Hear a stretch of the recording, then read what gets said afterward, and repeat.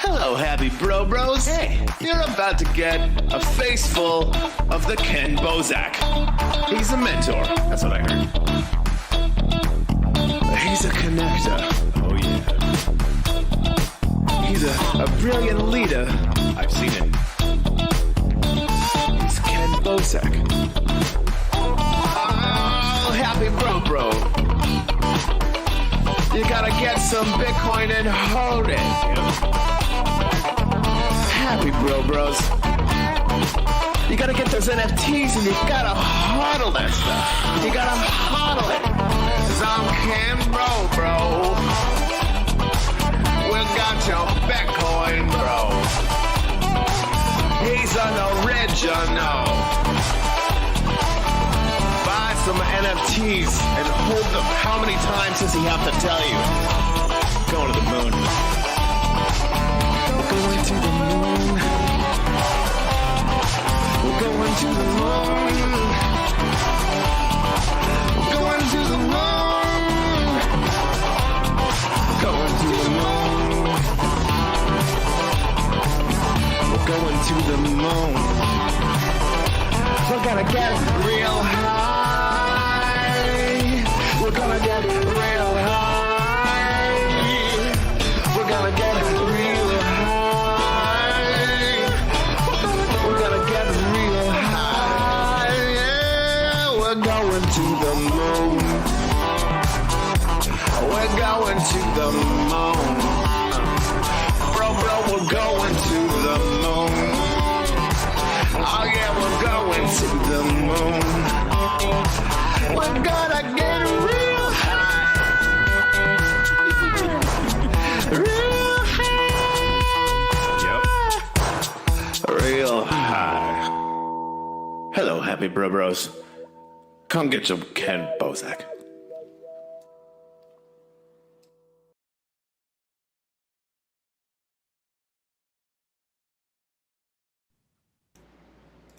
And we're live, bros. I posted a link that says watch live here. If you're watching this on YouTube or Periscope, or actually you can't be on Periscope, Twitch, YouTube, D Live, wherever the fuck you're watching this right now, because I'm live a lot of places, I'm just going to spam a link. Click that link. Just click on the link that I'm spamming right now and go to float.app and watch the live stream over on Float, because I got in trouble with Periscope and I don't know what I did.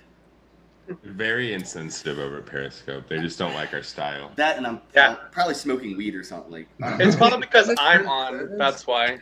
They're like Miggy Crypto. We don't even know him. Just I didn't even have a problem with Periscope till you showed up, Miggy. So I know, that's what I'm saying. They're like, who's this no-name nobody? Take him off. We do a background check on Miggy here? Because, I mean, who knows? I see at Walker661 flexing in the chat on Float. Thanks for tuning in to Float, bro. Fuck all the other live streaming Float platforms. flex. Float.app is where you're going to want to watch the live stream from here on out, bros. Shout out to Mr. Trick, Danny Quest, Sound Dr. Genie, Studio 8424. Zanuff says we should be shilling Monero. Ooh. I like shill Monero every time I look at my watch. His life shills Monero, bro. Yeah, like, hey, what time is it? It's time to shill Monero. Just living, you're shilling them. We need Monero wristbands.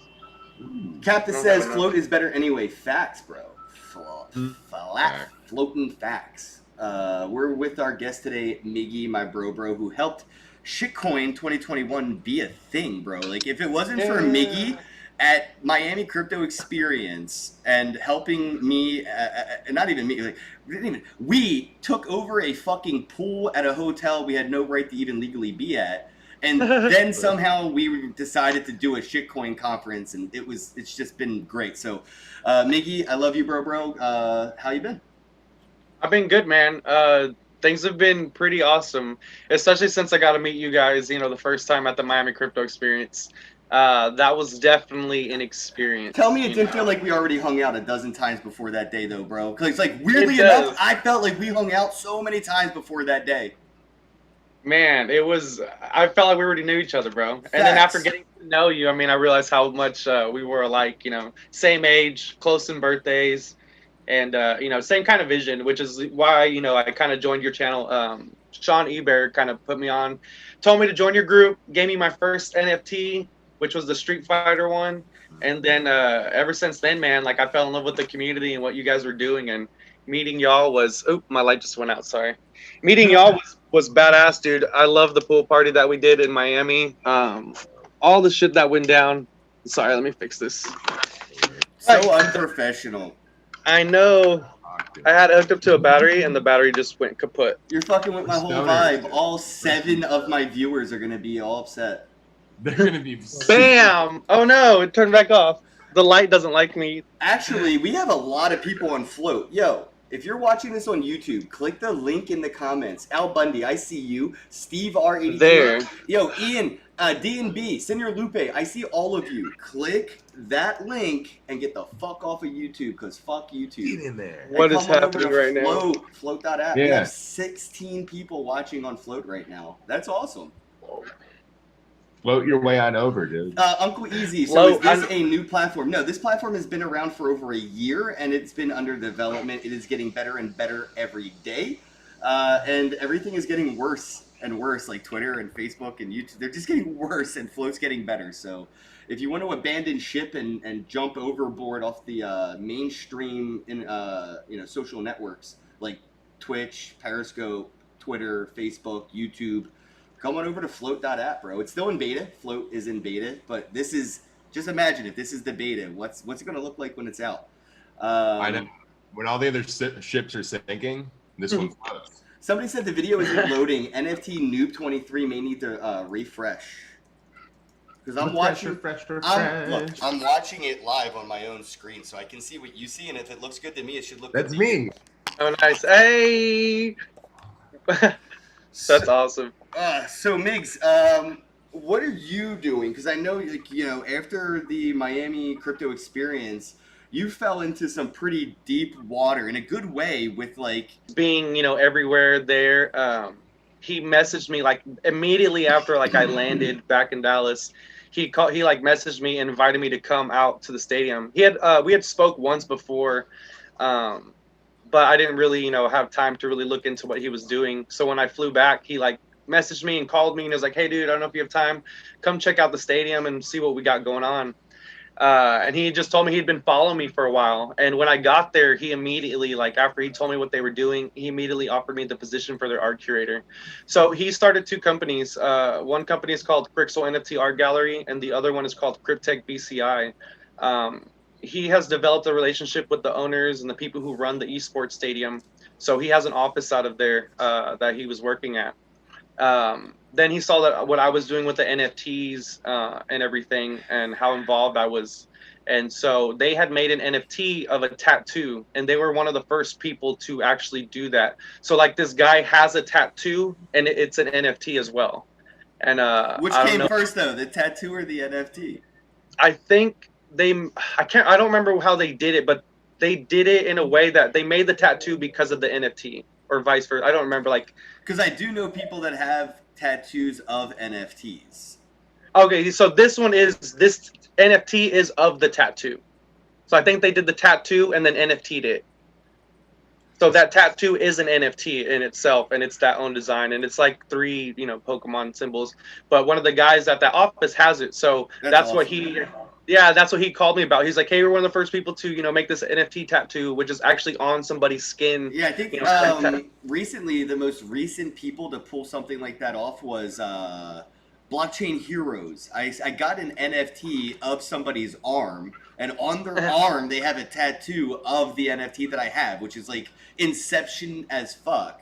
But that's hilarious. Yeah, but I think what they did was they kicked off something really interesting, because we're probably going to see a lot of this happen, where you don't just get a tattoo of the crypto kitty that you bought, but your tattoo becomes the crypto kitty that people want to buy and hodl. The NFT is the tattoo. Even the reverse way. If you were in a tattoo parlor and there's a screen that showed all their NFTs, and by purchasing it, it almost signed a consent form also that you're above a certain age and blah, blah, blah, blah. I could see it being a streamlined process that could actually change that entire industry. Yeah, for sure. So these guys got me hooked up with that area, and they work out of the esports stadium. I've actually reached out to a couple tattoo artists in the area. There's this one that I showed you, Ken, when I was in town, who did that really crazy anime, and I asked him if he wanted to do a tattoo NFT. So I'm gonna try to go meet up with him this week. But back to the stadium. So they work out of that stadium. They don't work for the stadium. So what they do is they had set up a gallery inside the esports stadium, inside their little lobby area, and that's where a lot of this physical art was that I started selling. This bead art that an artist named Zelda makes. She does like characters from all kinds of stuff, really crazy stuff, and I started selling that, which they had already incorporated that into the NFT space. They just didn't know which platform to really use, so whenever they reached out to me, I kind of guided them towards Wax, Atomic, and brought them into what I was doing. My bro. Yeah, I Wax all day, Wax gang. So I brought them in. I brought them into that part of it. They brought me into the space that they have. And so what they're doing is with the Cryptech BCI, they also offer like any type of blockchain innovation work. So one of their main focuses is hash mining, for example. And so what we're trying to do with the stadium is try to develop an esports team that's based on blockchain gaming. The stadium is a little hesitant because all their esports team are all dedicated, to the big name games that you play now, like Fortnite, Call of Duty, Smash Brothers, all this stuff. And so, a lot of companies are kind of off-put about, the crypto world and the blockchain world, especially with the games as they're in early development. So we just saw recently that an esports team signed a deal with a well-known exchange, or a decent well-known exchange. Yeah, one of the first esports teams. They're being sponsored by a crypto exchange, I believe. And so this is one of the first times for these worlds to kind of cross. So we're hoping with stuff like that going on that we'll be able to talk the stadium into letting us become the first blockchain esports team. Because it's something that can be developed to that level of what they're doing now. Like all the different games that they have that they're working on, and people like you and Crypto Stash and Kajijan who are out there playing these games and are pretty proactive in getting other people involved and teaching them. We know that these blockchain games will definitely be something substantial in the future. So we've already started putting the team together. We have a team of 8 people who are playing these blockchain games. We've taught them about Wax, about NFTs, and some of them about crypto. And so now all of them have a Wax wallet. All of them are playing all the same games that we are, and not just Wax blockchain games, but we're also playing on the Ethereum network as well, the Axie games, Axie Infinity, all these different ones, because our goal is to create these channels to teach people how to play these games. Is there a potential here for like a Dave and Buster's blockchain gaming experience, like arcade style, like a Chuck E. Cheese for blockchain games or whatever? There could be, especially because the way that the esports venues are starting to pop up. We have a second one being that'll open up in July 10th out in the Dallas area. It's a little bit smaller of a venue, but the way they have it set up is that you can have events there to where you can bring people in, use their network, use their computers, and you can play any game you want, not just, the games that they play in tournaments, but we could create events where we have people come and, hey, you can learn how to play blockchain games, or if you already know how to play, we could have tournaments and have people play. We should definitely reach out to Splinterlands, or aka Steam Monsters back in the day. They're called Splinterlands now, but they probably done about $500,000 in prize money in tournaments in the past 2 years. So I think it would be an amazing opportunity to reach out to Aggie or Matt out at Splinterlands and see if they would be interested in doing like maybe the world's first blockchain esports tournament at a physical arena. I think they're the ones behind that DigiCon, the DYGY Con. I've heard, I've heard about that. Okay, some people have talked to us about that. Constantly already. They're like super involved in the event space. They do a lot of those virtual events. So could you imagine if we could bring them to like this metaverse experience where they have the virtual DigiCon with a physical DigiCon at the esports arena? Absolutely. And that's something that we're trying to talk with the people who run the stadium. We're trying to show them that potential, because at this point right now they are a little resistant because they don't really know, because they have to see. For them, it's all about the revenue and the potential of what it could be. Well, yeah, And somebody, NFT Noob just mentioned chain games and Call of Duty, and how if you just play Call of Duty, technically it's a blockchain game, because technically the API from Call of Duty talks to a smart contract, and if you link a wallet to the smart contract, it can reward you based on the API. Like, you got headshots, or you won that, that game, or whatever the kills, you're the leader. That's what your prizes are. We see Ninja and them play Fortnite, and Tim the Tatman play in Call of Duty tournaments all the time. What are your thoughts on, maybe the esports arena that you're working with, talking to people that are running Call of Duty, not blockchain games, regular games, but having them adopt something like chain games as that just secondary reward layer on top? So while they're playing the Call of Duty tournament that they normally would be playing, they could also be playing in a Metaverse tournament, because chain games is a second tournament on top of the first one. Yeah. No, that's brilliant, because they just had a really big Warzone tournament, and I think the first place winner, they said, won like $200,000. So I think chain games would be probably a good way for them to kind of get their foot in the door, especially because, like I said, now a lot has changed in Texas just in the last couple of weeks. They passed a lot of like actual legislation that is heavily favoring cryptocurrency, and they actually put it into legislation that the state banks here in Texas can hold your cryptocurrency. So now you'll be able to use your bank to buy and sell crypto and have the security of, hey, my crypto could possibly be FDIC insured.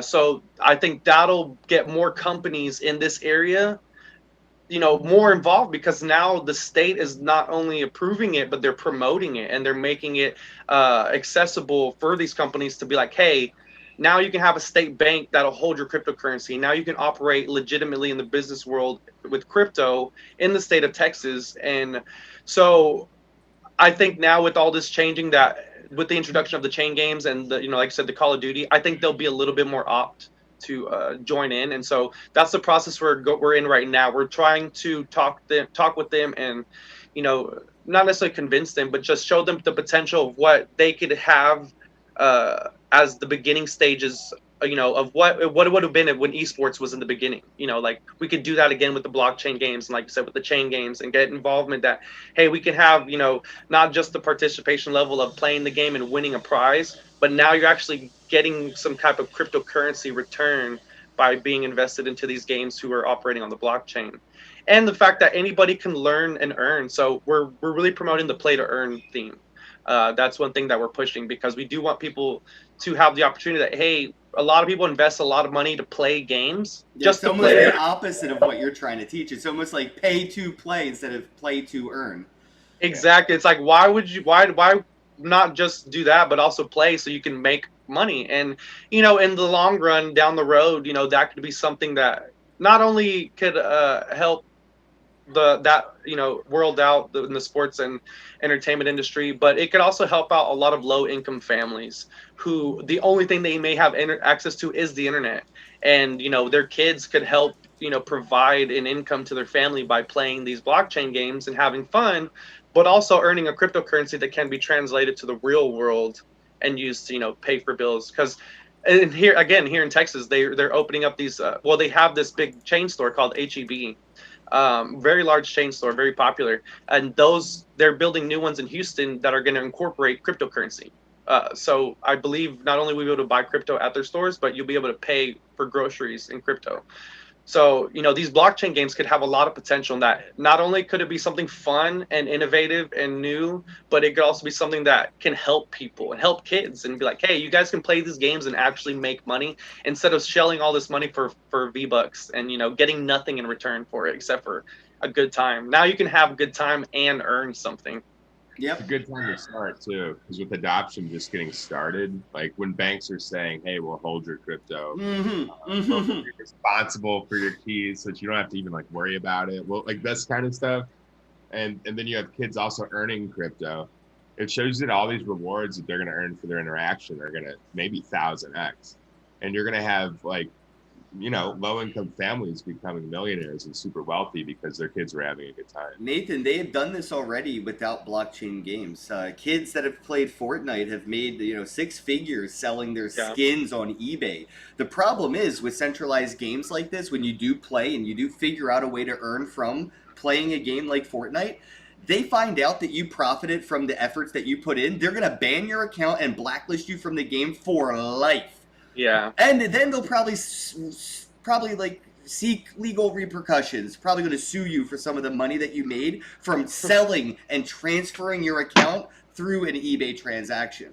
But kids have done this. They've made decent money selling John Wick Fortnite skins or, CS:GO accounts. But when they get caught, it's a legal problem.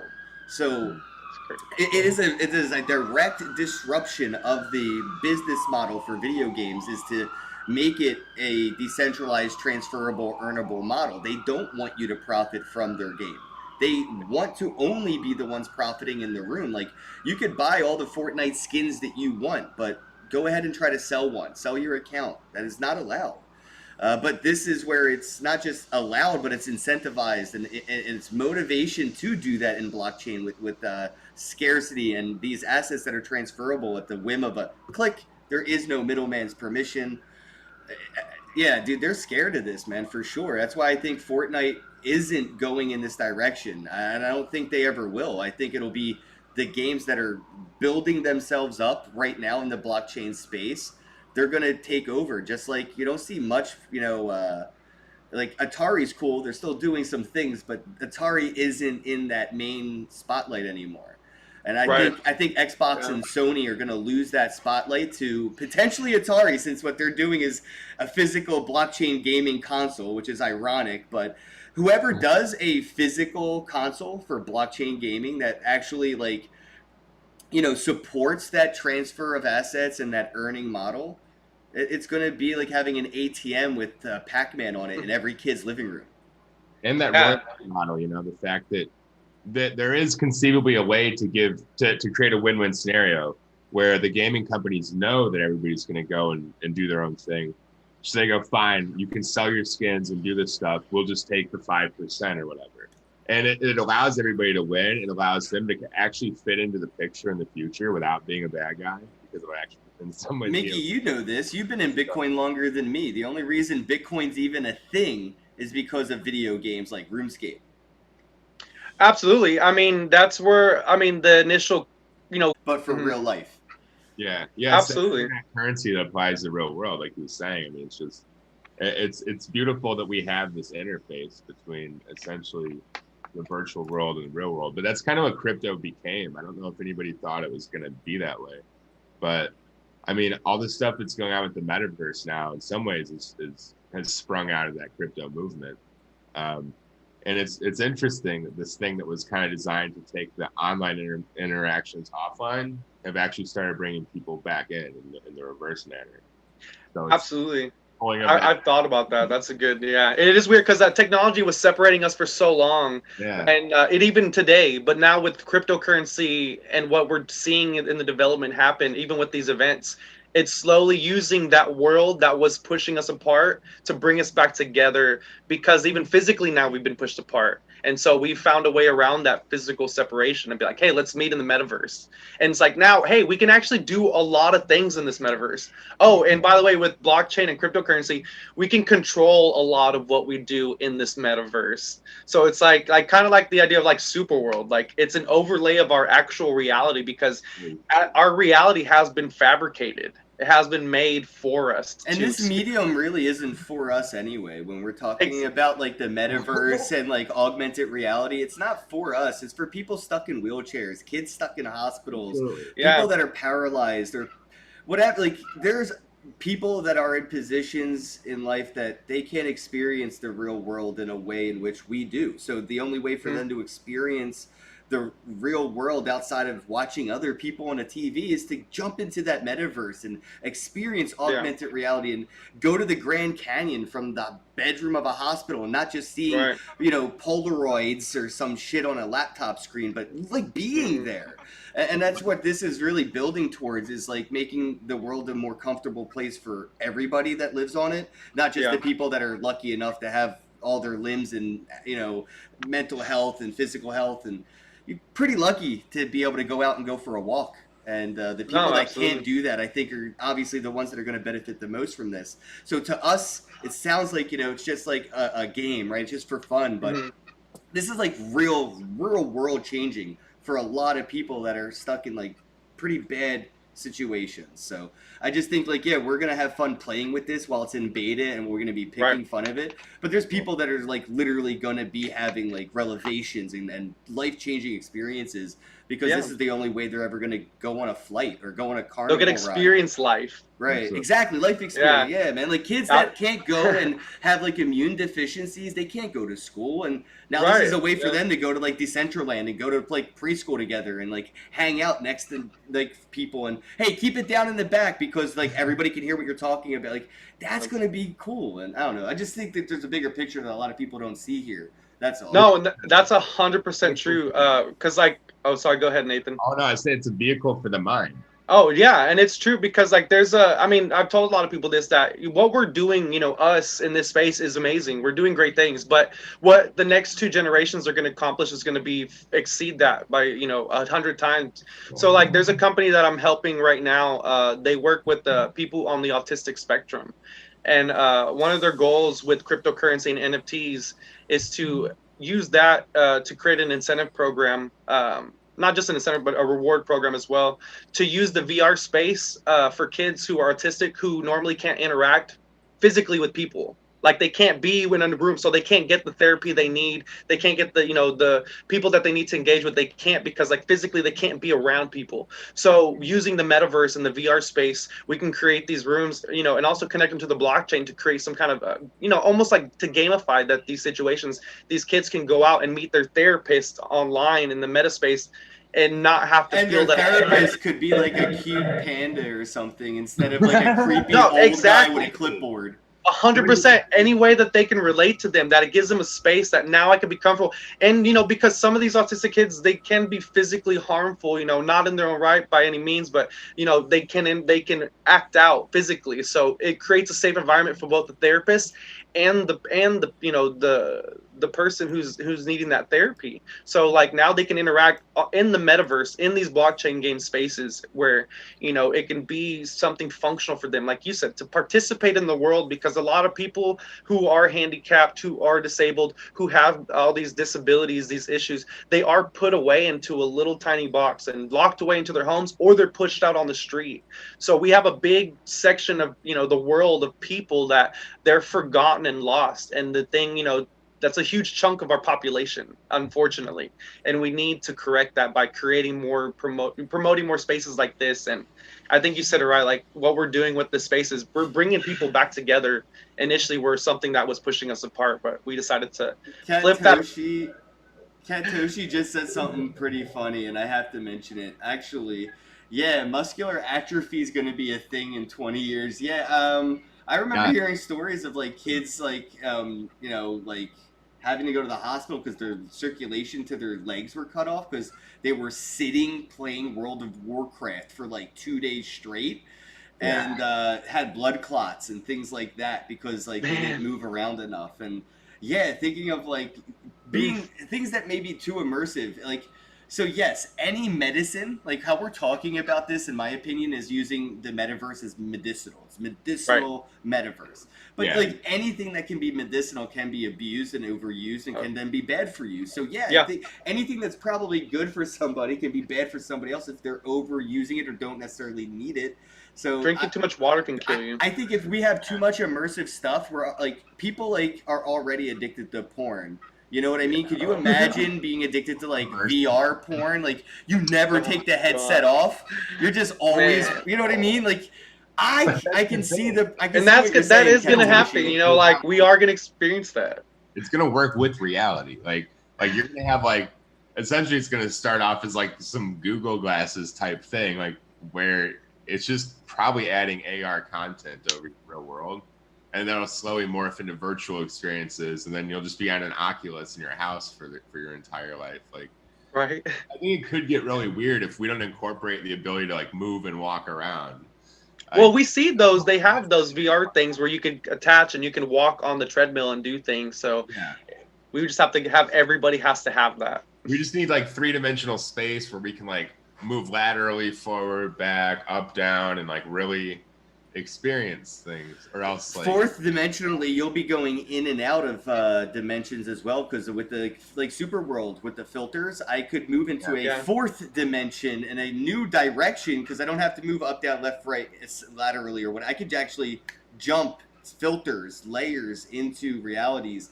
And somebody said, "Holy shit!" to medicinal metaverse. Yeah, I'm trademarking that somehow. totally Medicinalmetaverse.com. It's God mainly, damn it. mainly teleportation is essentially what They're you're gonna doing. get the insurance to cover the subscription to their VR, AR, because it's medicinal. Get a medicinal headset. Like, think of the weirdest shit and also the most boring things about it potentially. And those are all going to be a reality soon. Nathan, you're gonna go to your pharmacist and get your prescription filled, and they're gonna hand you a VR headset and like some really cool, like, you know, ambient sounds of like whale noises, and that's your medicine. Just go into VR for a half hour a day instead of taking something, you know what I mean? Or like people that are afraid of like flying, maybe they could do like simulations through like that, and it could be all gamified. There's so many things that can be done with this. Like, dude, we should probably start medicinalmetaverse.com right now before we get offline. No, absolutely. Because if you think about like even blind people or deaf people, there's ways to reach them on a brain, wave level that you can engage them to be able to see and hear without having them be able to actually see. That's what I mean. You guys get like the medicinal benefits that this can provide to people. And I'm saying like all these hypotheticals, but they're real. And you could throw any. I mean, there's so many. But again, I do want to highlight that this could be used for bad prescription VR porn. There you go. That again, could be bad. And I think it's all in the application. Like, what about somebody like you're being forced to essentially live in like hell? Like those are the bad scenarios. Like, yeah, but then you could be paid for it though. I'll pay you $100 to stay in this VR environment that just sucks. What if you're a hostage and they pop the headset on you, and then you're just in like this horrible, horrible environment? Like that's. I guarantee you, they're gonna start having these research centers doing that. We'll be like, hey, because we're like, hey, come sleep in our center for like a month. We'll pay you. Come stay in this headset for like a month, and we'll pay you to experience it. See what happens to you. Does your brain melt? Like, yes, it's gonna melt, Nathan. Nathan's like, so what if I kidnap you and put you in a shitty VR? That's funny, dude. That's so sadistic. I know, it's messed up, dude. It's like what's that show where they like torture them and they trap them in headspace and they torture them over and over again. Shit, I don't remember what it's called. It's on Netflix. Dang it, I don't know. I'll figure it out later. But is it where like they're on a spaceship or something? Well, the second season has the guy from the Falcon. He actually plays the Falcon, and he's this character who's been alive for a long time. And they have these sleeves that there's their bodies, but their brains and their minds can be uploaded to their bodies. And so these people live forever if they're rich. And this guy's like a detective. Isn't it called sleeves or something like that? No, but the bodies are called sleeves. Yeah, I remember the movie now.